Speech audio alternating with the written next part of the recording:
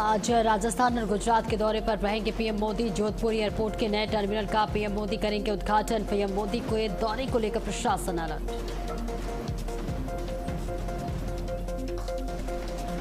BJP अध्यक्ष नितिन नवीन का आज यूपी दौरा। कई संगठनात्मक कार्यक्रमों में करेंगे शिरकत। मंत्री सांसद एमएलसी के साथ बैठक में करेंगे नितिन नवीन।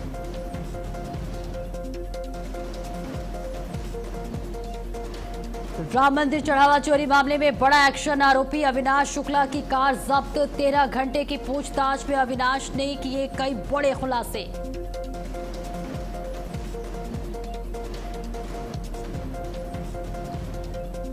आगरा में पत्नी ने की पति की हत्या। शव को बाथरूम में दफनाकर किया प्लास्टर। 45 दिन तक फर्श के नीचे दफन था पति।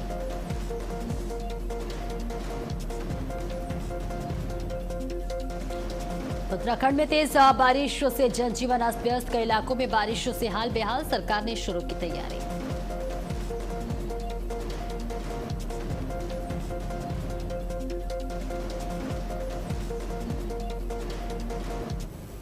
नमस्कार, भारत अपडेट देख रहे हैं आप। मैं हूं आपके साथ सपना दीपक मदेशिया। बुलेटिन का आगाज करेंगे अयोध्या में राम धन गबन मामला।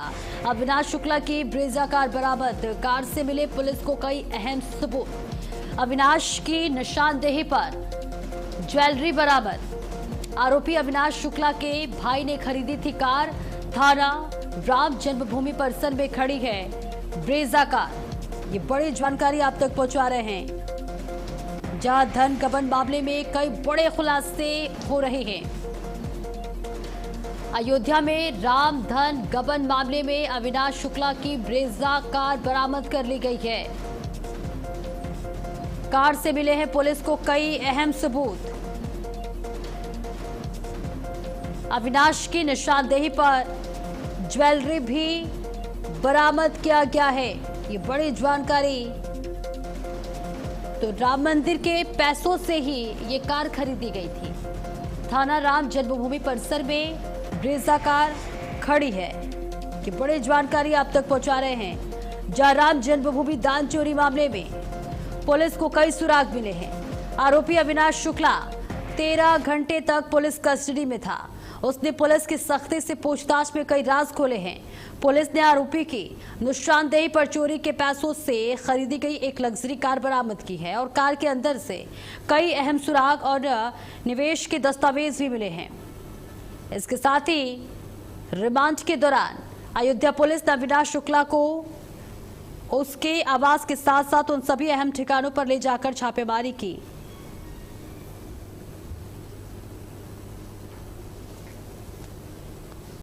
कार बरामद की गई है और कई चौंकाने वाली बात यह है कि दान चोरी के काले पैसों से खरीदी गई ये कार अविनाश ने खुद को बचाने के लिए अपने शिक्षक भाई अभिषेक के नाम पर पंजीकृत करा रखी थी।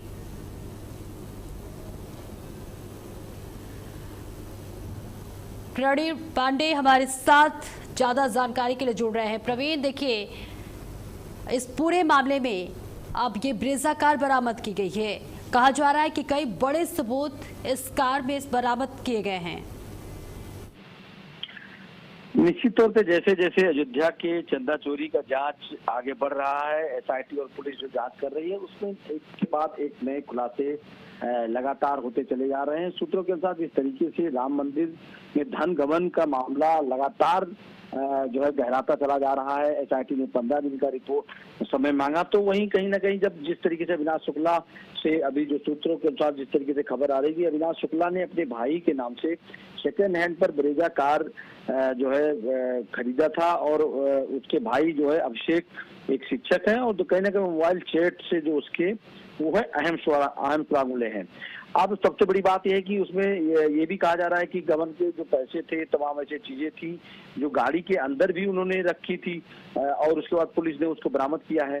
तो ये सब जानकारी अगर जिस तरीके से आ रही है और मिल रही है, तो ये कहीं ना कहीं एक बहुत बड़ा चौंकाने वाला खुलासा है कि गाड़ी के अंदर आखिर जो है, अगर सेकंड हैंड गाड़ी खरीदा था, सेकंड हैंड गाड़ी जो है ब्रेजा कार अपने भाई के नाम से खरीदा, ताकि ये ना पता चले किसी भी प्रकार से कि ये चंदा चोरी का पैसा है। लेकिन ये चूंकि उत्तर प्रदेश में जीरो टॉलरेंस की नीति अपनाई जा रही है, उत्तर प्रदेश के मुखिया योगी आदित्यनाथ इस तरीके से कहा था कि अपराधी उत्तर प्रदेश में या तो रहेंगे, या तो जेल छोड़ के, या तो जेल में जाएंगे, और या तो दुनिया से जाएंगे। तो उस पे साफ तौर पर इतना बड़ा स्टेज अयोध्या, मथुरा, काशी, जिसके इर्द गिर्द भारतीय जनता पार्टी की पूरी राजनीति टिकी हुई है, और दोबारा पूर्ण बहुमत की सरकार बनी है उत्तर प्रदेश में, अगर ऐसे राम भगवान के नाम पर चंदा चोरी हो रहा है, तो ये कहीं ना कहीं बहुत बड़ा एक छवि धूमिल हो रही है उत्तर प्रदेश की सनातन धर्म की, और उस जो कि सनातन धर्म के एक फायर ब्रांड नेता जाते हैं योगी आदित्यनाथ, पूरे विश्व में फायर ब्रांड नेता की उससे छवि से मशहूर हैं। ऐसे में अयोध्या के में चंदा चोरी और उसके बाद आरोपियों का सही पहचान न हो पाना, पकड़े न जाना, एक बहुत बड़ा दाग लग जाएगा। इसी वजह से एसआईटी गठित की गई। तुरंत एसआईटी गठित होने के बाद प्रथम रिपोर्ट पर ही मुकदमा पंजीकृत हुआ, 8 लोग जेल गए, लगातार जांच चल रही है।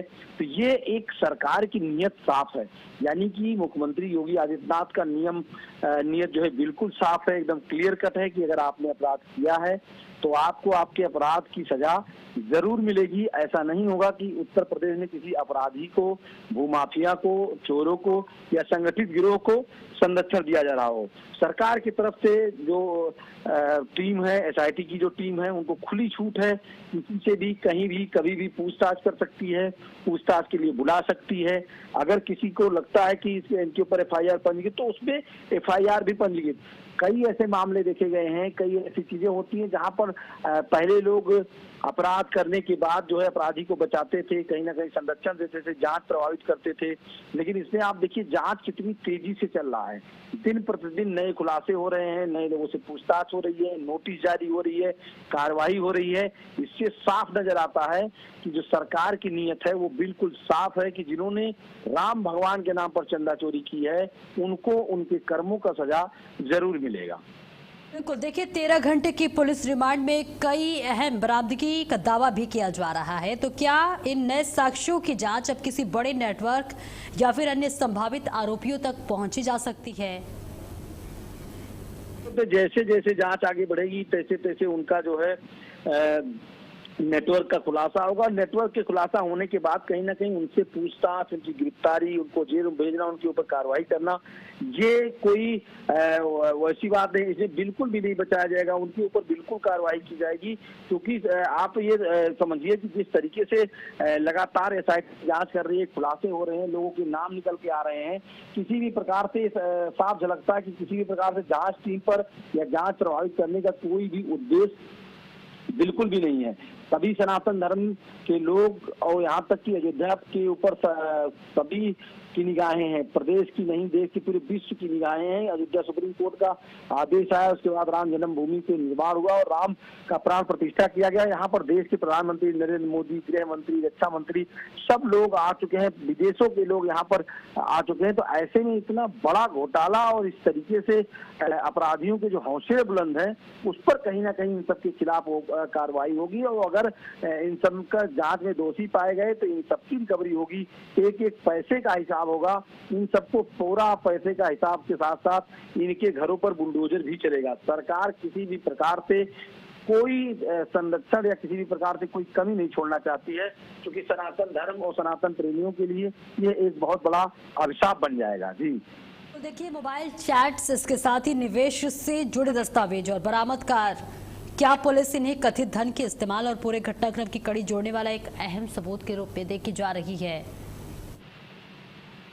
देखिए, खुलासे तो आजकल इलेक्ट्रॉनिक डिवाइस है, कोई भी किसी भी एक आदमी को कहीं पैसा भेजेगा तो किसी भी प्रकार से कुछ ना कुछ ये उसको प्रयोग करेगा, चाहे संसाधन प्रयोग करे, मोबाइल प्रयोग करे, अकाउंट प्रयोग करे। और जब जांच होना शुरू होता है तो एक एक कदम का जांच होता है।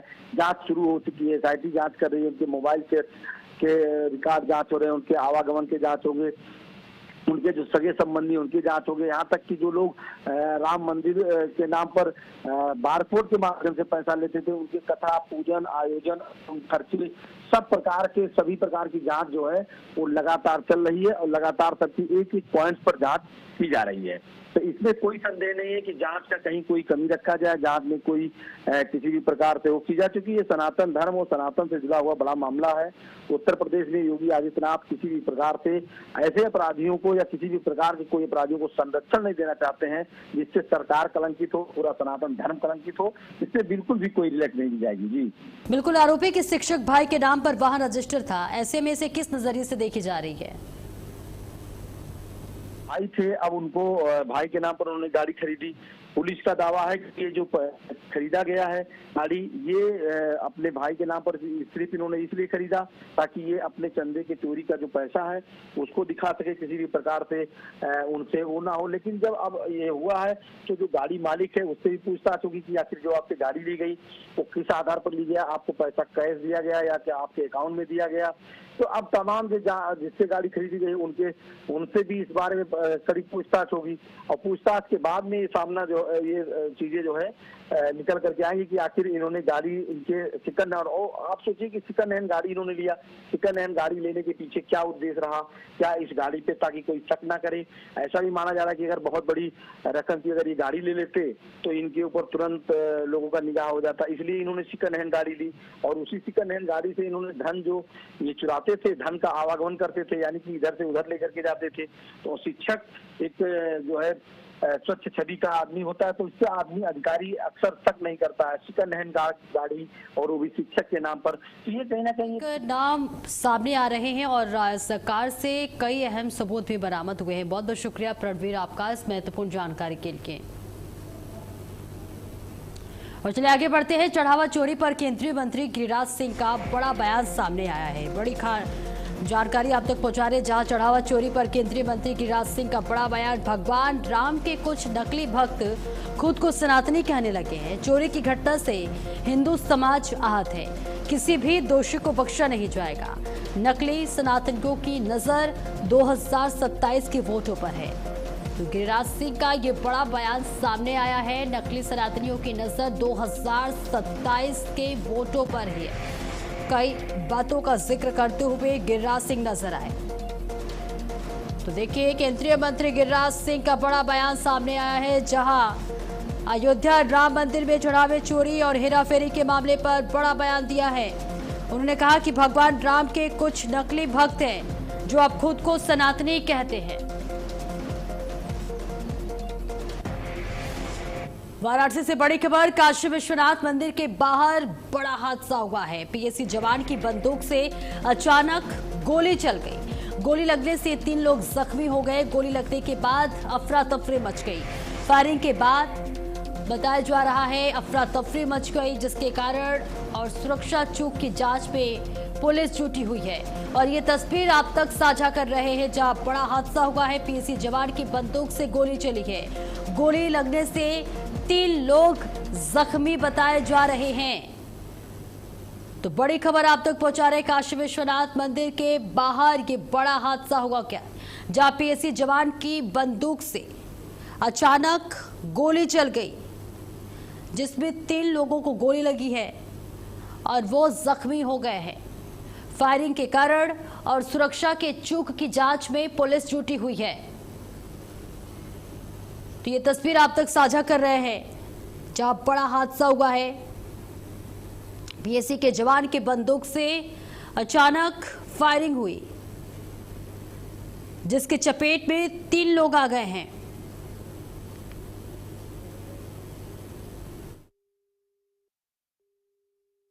है मंदिर का, इसी के पास एक पीएसी का जो जवान है उसके हाथ से कार्बाइन से 2 राउंड फायर हो गए थे और वो जमीन पे चली है गोली जो है, तो उसका रिकॉर्डेड जो है वो यहाँ के जो फूलमाला वाले हैं उन 3 दुकानदारों के, एक के हाथ में, एक की कमर में, एक की टांग में रिकॉर्डेड लगा है और कोई भी गंभीर रूप से घायल नहीं हुआ है।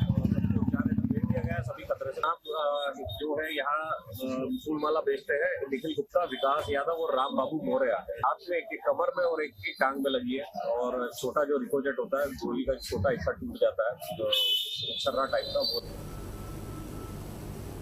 और प्रतापगढ़ से बड़ी खबर, जहां जर्जर स्कूल भवनों पर बीएसए सख्त। असुरक्षित भवनों में पढ़ाई पर तत्काल रोक। सभी विद्यालयों को जारी किए गए सख्त निर्देश। जर्जर भवन को लिखा जाएगा प्रवेश सख्त वर्जित है। जर्जर स्कूल भवनों की पहचान कर तत्काल रिपोर्ट देने के आदेश। छात्रों की सुरक्षा से समझौता करने वालों पर होगी कार्रवाई। सुरक्षा व्यवस्था को लेकर शिक्षा विभाग हाई अलर्ट पर है। ये बड़ी जानकारी आप तक पहुंचा रहे हैं, जहां सभी विद्यालयों को जारी किए गए हैं सख्त निर्देश।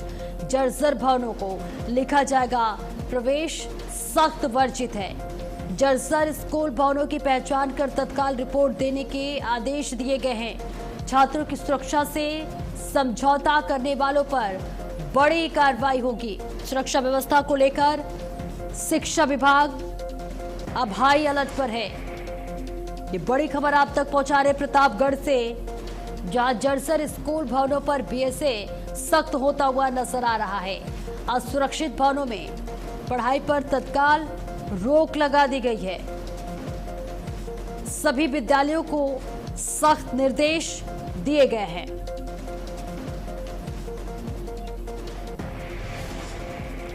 और गोंडा नगर कोतवाली क्षेत्र में दो अलग अलग स्थानों पर एक महिला और एक पुरुष का शव मिलने से हड़कंप मच गया।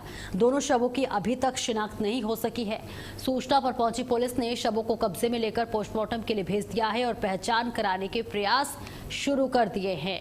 इस पूरे मामले में पुलिस तहकीकात कर रही है, जांच पड़ताल में जुटी हुई है। जहां दो लावारिस शव मिलने से सनसनी फैल गई, जिसमें एक महिला और एक पुरुष का शव बताया जा रहा है। अलग अलग स्थान पर शवों का मिलना कई बड़े सवाल खड़े कर रहे हैं। हालांकि पुलिस ने शव को कब्जे में लेकर पोस्टमार्टम के लिए भेज दिया है और पूरे मामले की जांच पड़ताल कर रही है। तो ये तस्वीर आप तक साझा कर रहे हैं, जहां दो लावारिस शव मिलने से सनसनी फैल गई है। अलग अलग स्थानों पर एक महिला और एक पुरुष का शव मिला है, जिसके बाद कई बड़े सवाल उठते हुए यहां नजर आ रहे हैं। तो लगातार ये तस्वीर आप तक साझा कर रहे हैं, जहां एक महिला और एक पुरुष के शव बरामद होने के बाद से सनसनी फैल गई। अब पता लगाया जा रहा है कि आखिर ये महिला और पुरुष कौन है, क्योंकि दोनों के ही शव अलग अलग जगह मिले हैं, जिसके बाद से कई बड़े सवाल खड़े हो रहे हैं। किस वजह से इनकी हत्या हुई है, इनकी मौत हुई है, हत्या है या आत्महत्या है, हर एंगल से जांच की जा रही है। पुलिस तफ्तीश कर रही है। और गोंडा में उस वक्त हड़कंप मच गया जब एक महिला अपने 3 मासूम बच्चों के साथ रेलवे के ऊंचे टावर पर चढ़ गई और कूदकर जान देने की धमकी देने लगी। महिला का आरोप है कि पति उसे छोड़ चुका है और पिछले 9 साल से साथ रह रहा व्यक्ति भी खाना खर्च नहीं दे रहा। सूचना मिलते ही जीआरपी, आरपीएफ और सिविल पुलिस मौके पर पहुंची और घंटों की मशक्कत के बाद महिला को सुरक्षित नीचे उतारा गया है।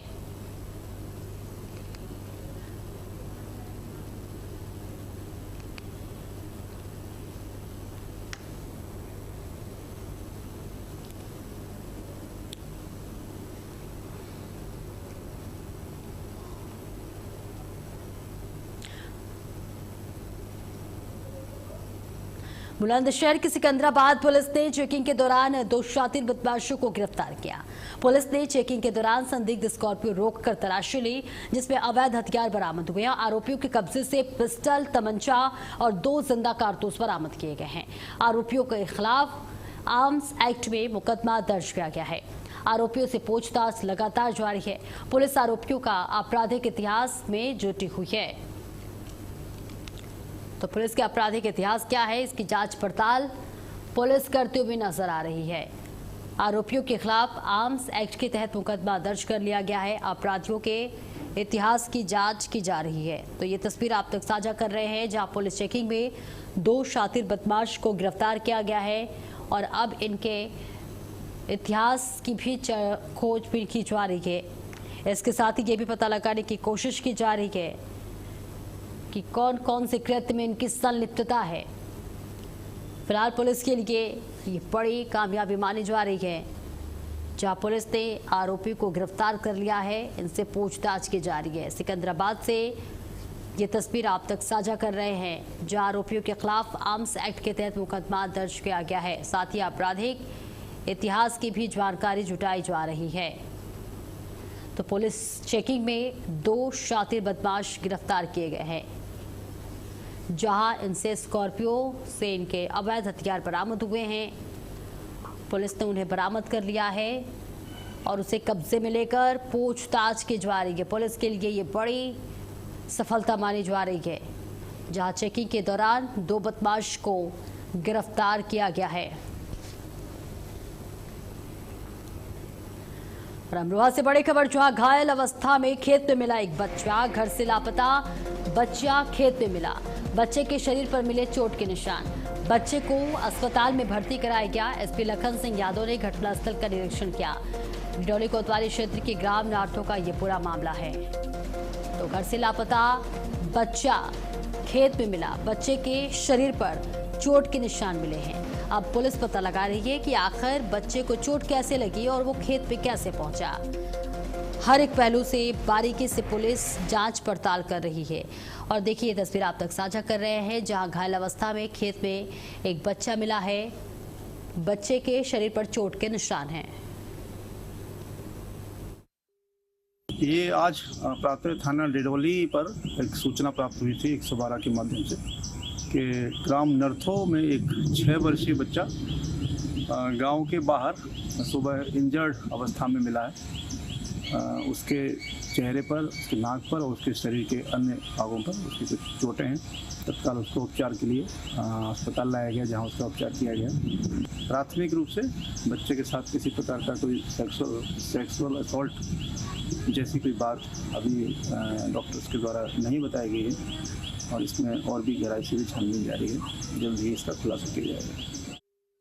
रायबरेली पुलिस की सर्विलांस एवं एसओजी टीम ने बड़ी सफलता हासिल करते हुए खोए हुए 101 मोबाइल फोन बरामद किए हैं और उनके स्वामियों को सुपुर्द कर दिया है।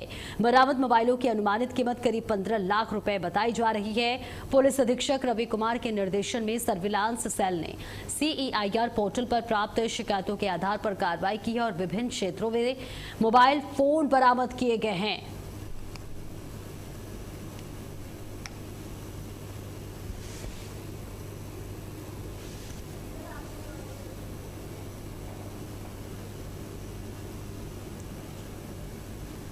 तो खोए हुए मोबाइल फोन उनके मालिकों को लौटा दिया गया है। तो ऑपरेशन मुस्कान के तहत पुलिस की ये बड़ी पहल सामने आई है, जहां एसओजी टीम को बड़ी सफलता मिली है। विभिन्न क्षेत्रों से मोबाइल फोन बरामद किए गए हैं। CEIR पोर्टल की मदद से गुमशुदा मोबाइल बरामद हुआ है और खोए हुए मोबाइल को उनके मालिकों को सौंप दिया गया है। 101 मोबाइल फोन बरामद किया गया है। और यूपी में बारिश का अलर्ट जारी है। कई जिलों में तेज हवा के साथ बारिश की संभावना जताई गई है। मौसम विभाग ने अलर्ट जारी किया है। ये बड़ी जानकारी आप तक पहुंचा रहे हैं, जहां उत्तर प्रदेश में बारिश के लिए अलर्ट जारी किया गया है। कई जिलों में तेज हवा के साथ बारिश की संभावना जताई गई है। मौसम विभाग ने अलर्ट जारी किया है। कई जिलों में भारी से भारी बारिश हो सकती है। कई जिलों में येलो और साथ ही रेड अलर्ट के लिए जारी किया गया है। मौसम विभाग ने अलर्ट जारी किया है। उत्तर प्रदेश में बारिश का ये अलर्ट जारी किया गया है। ये तस्वीर आप तक साझा करें, जहां उत्तर प्रदेश में तेज हवा के साथ बारिश की संभावना जताई गई है। तो बड़ी जानकारी, जहां उत्तर प्रदेश में बारिश का अलर्ट जारी किया है। कई जिलों में तेज हवा के साथ बारिश की संभावना है। बिजली भी तड़क सकती है। ऐसे में प्रशासन ने भी पूरी तैयारी कर ली है ताकि किसी भी तरह की कोई भी आपदा से बचा जा सके। तो उत्तर प्रदेश में मौसम विभाग ने मौसम को लेकर अलर्ट जारी किया है। कई जिलों में तेज हवा के साथ बारिश की संभावना जताई गई है और ऐसे में प्रशासन ने सभी को सतर्क रहने की अपील की है। खास तौर से ऐसे जगह पर जाने के लिए मनाही की गई है जो संवेदनशील हो। कई जिलों में रेड अलर्ट भी जारी किया गया है और कई जिलों में येलो अलर्ट जारी किया है। तेज बारिश की संभावना जताई गई है। कई जिलों में तेज हवाओं के साथ साथ बारिश होगी।